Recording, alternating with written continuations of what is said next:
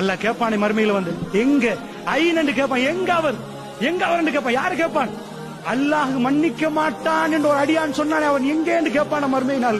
அந்த அடியான் கொண்டு வந்து நிப்பாட்டப்படுவார், இன்னொரு அடியானும் கொண்டு வருவார். முஸ்லிம்ல வரக்கூடிய செய்தி. அல்லாஹ் கேட்பானா, என்ன உங்களுக்கு தெரியும்? அல்லாஹ் தொழுகிற போற, இது முன்னாடி நடந்தது, ரசூலுல்லாஹ்க்கு முன்னாடி. அல்லாஹ் தொழ போற ஒருவரை ஒருத்தர் என்ன செய்யறாரு, வாங்கப்பா அல்லாஹ் வணங்க போங்கன்னு கூப்பிடுறாரு. அவர் சொல்றாரு, என்ன பார்க்கவா அல்லாஹ் உன்னை படைச்சான்? இவர் உடனே ஒரு வார்த்தை சொல்லிட்டார், அல்லாஹ் உன்னை மன்னிக்க மாட்டான்.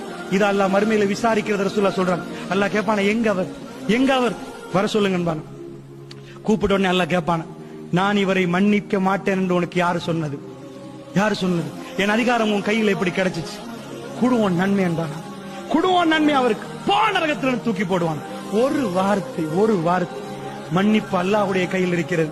அல்லாஹ்வுடைய நல்லியலை இன்னைக்கு பார்க்கிறோம். நீ நரகவாசி, நீ அப்படி, நீ இப்படி தைரியமாக முஸ்லிம்கள் பேசுறார்கள்.